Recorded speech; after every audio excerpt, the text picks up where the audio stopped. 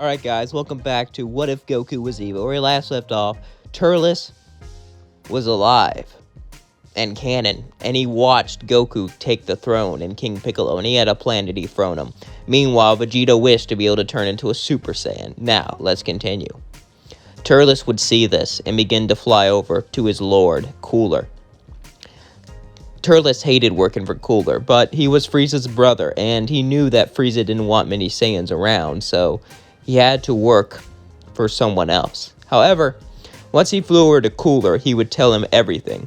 He told him that Goku and Piccolo took over the throne, and Piccolo even killed King Cold.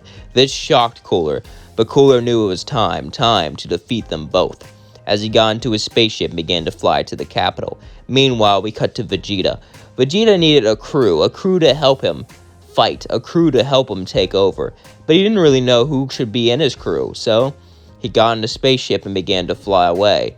Now that he was a Super Saiyan, he was looking for revenge, though. Revenge was specific. It was not for his people. It was not for something wrong they have done to him. It was for one purpose, and one purpose only. For his pride. Kakarot hurt his pride when he became a Super Saiyan. He was a low-class warrior. How could he become a Super Saiyan before him? Vegeta decided to go to Earth, where they found Goku. Maybe he left something for him to find about him. Maybe some sort of weakness. He didn't know, but it had to be something. As Vegeta landed, he began to search the planet. But then Dr. Gero saw it, and he released 17 and 18. 17 and 18 were made to save humanity, but as soon as they released them, 17 pushed his fist straight through Dr. Gero's chest. Dr. Gero began to cry out in pain as he fell to the floor and died, shocking everyone. Bulma walked back and said, "Please don't kill me." 17 18 said, "Relax, you were nice to us. Dr. Gero tortured us whenever you were not around. Besides, you're the last human on Earth, so we'll let you be." 17 and 18 began to fly out in search of Vegeta. As they saw Vegeta, they flew towards him. Vegeta got his guard up and he was ready to fight, but they said, "Calm down. You see, we know about Kakarot, and we want our revenge." Or, as we call him, Goku. It would then sigh and say, "So, we both have a common enemy, you're saying?" They would both nod and say, "Yes, we have a common enemy, and his name is Goku. If we can team up, we can defeat him." Vegeta would then nod and turn Super Saiyan. "Show me what you got." As he began to battle them, he was shocked to see that the androids were actually stronger than him. He got up and said, "That's impressive. Yeah, we can take them on, can't we? And since we're androids, we don't even need to breathe." Vegeta laughed and began to nod his head as he got into a spaceship and began to leave with the androids. Meanwhile, Cooler landed on the capital planet. As Cooler walked out with Turles, he saw Goku and Piccolo, and Cooler said, "So you're the guy who killed my brother." "Brother? Frieza had a brother? I had no idea," Goku would say. "Well, you look just as ugly as he does, so I guess that makes sense, Purple Lizard Man." Cooler would say, "That's all you got? Oh, please, you monkeys were never creative." When suddenly he transformed and charges at Goku, punching him straight in the face. But then Goku turned Super Saiyan. They began to battle each other, blow for blow, punch for punch. Cooler and them pushed each other to new heights. Cooler said, "I was going to use this on my brother soon.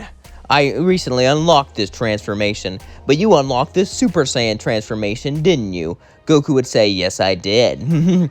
"It seems that we're even." "Yes, we are." And as they began to battle, King Piccolo watched, but as he looked, he saw that Turles was gone. But suddenly, he felt the entire planet shake as a giant tree grew out from the surface.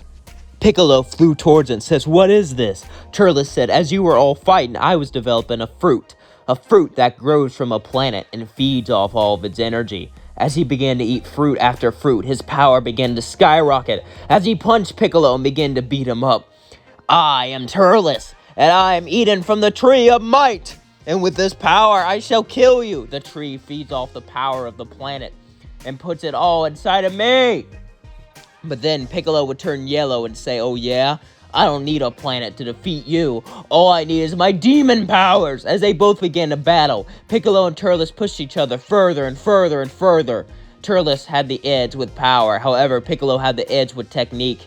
And as they continued to battle, Piccolo would pretend to die. As Turles blasted him with all of his might, he would fall down. His lifeless body would hit the floor. As Turles laughed and said, "Well, that's what you get, Green Man. A pathetic Namekian trying to stand up against a Saiyan. What a waste of time." As he walked away, but then Piccolo stood up and said, "Special Beam Cannon!" and blasted a special beam straight through his chest. As he fell to the floor, Piccolo said, "All I had to do was fake being dead. It seems that you were easy to take care of." Meanwhile, Captain Ginyu was watching Cooler and Goku battle each other and push each other further and further and further. Goku started to get the edge as he said, "It's over," but then he heard the words, "Change now!" Who would suddenly lose his Super Saiyan form as he fell to the ground and looked up. As he was now Captain Ginyu, Goku and Ginyu's body said, "What did you do?" Cooler looked down and said, "I see. I heard rumors about this technique. I didn't know it was true, but you're not that smart, are you?" Captain Ginyu said, "What's going on? Why am I not in a Super Saiyan form?" When suddenly, Cooler picked him up and began to choke him by the neck slowly, saying, "You idiot. You don't know how to use that body. Now get out of it before I kill you," as he was summoning a death beam. Captain Ginyu said, "If you wish, change now!" But Goku jumped in the front of him just in time. But as he jumped in front of him, Cooler punched Captain Ginyu straight through the chest. As their bodies switched, Goku had a hole in his chest and he fell to the ground. As he was bleeding out, he looked up and said, "So, this is how it ends." As then Cooler stepped on Ginyu's neck, snapping it, and walked towards him, saying, "No, I believe in a fair fight, so I'm gonna put you in a healing tank." Cooler picked him up and put him in a healing tank. As then King Piccolo walked up to him. Cooler got ready to fight, but he said, "Nah, I just got done killing your subordinate. You know he ate up an entire planet." Cooler said, "He actually did that? I thought he was joking with that whole fruit of might stuff." "So what happens now?" "Now I wait for Goku to heal, then we both kill you." Cooler would then laugh and said, "I'd like to see you try." But then suddenly they heard explosions. As they ran out, they saw 17 and 18 and Vegeta. Piccolo would look at him and say, "Vegeta, what have you done? Who are these people?" Vegeta goes, "They are cyborgs. They were made for one purpose and one purpose only, to kill a Goku." And I can't wait to see Kakarot die. I can't wait to see the life fade from his body. It will be so entertaining to watch his lifeless eyes.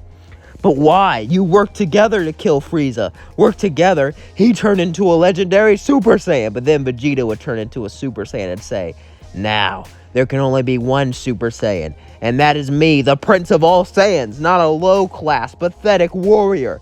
I will kill Kakarot." As he flew towards the healing tank, Piccolo flew in the way and began to fight Vegeta. Meanwhile, Cooler fought 17 and 18, but 17 and 18 began to pulverize him, beat him limb from limb. As Cooler got beat up, he felt ki blast after ki blast hit his face. He felt his arms break as he fell to the floor. They could have killed him, but 17 and 18 said, "No. We're only here to kill Goku. You can live for now, but give up your evil ways, okay?" As they said as they flew away, Cooler looked up at him as he thought, "Screw you." Vegeta continued to fight King Piccolo as King Piccolo pushed him further and further and further. King Piccolo could normally win, however, he just fought Turles, and he's been wounded and worn out. And since he has a lack of stamina, Vegeta is just barely able to pull out a win. As he goes, Big Bang Attack! Blasting off his arm. As Piccolo regrows it, he falls to the floor, not able to do much. Goku senses this, as 17 and 18 pull him out of the healing tank and begin to fly him over. Goku can barely stand since he's beaten up. They throw him down with King Piccolo. As Vegeta, 17, and 18 all charge their ki blast, they all say it's over. Goku says, "It's never over." As suddenly, he puts his hand on top of his head and grabs King Piccolo and uses instant transmission to teleport away. They're all shocked. As Piccolo and Goku teleport to a far-off planet, they look up and say, "What happened?" "It's instant transmission. When I took over Frieza's empire, I learned technique from different planets. There's this one called Yard Rat that allows you to teleport. Good thing I learned it," he said. as he could barely even move. King Piccolo agreed as they laid there, almost lifeless, until they could heal and got up. 17, 18, and Vegeta were all pissed. However, Cooler healed and began to get up and fly away. Vegeta was angry. He did all this just for revenge, but he didn't even get it. What did this anger even give to him? His entire life he was fighting to kill Frieza. Now he's fighting to kill Kakarot. Will it ever end? Vegeta began to think as he flew to Earth. And when he flew to Earth, he saw this woman named Bulma. Did he know that this would change his life forever? And that's where we're going to leave things off. Hope you all enjoyed this video. Don't forget to like, comment, and subscribe. Love you all. And please share this with all your friends. Peace out.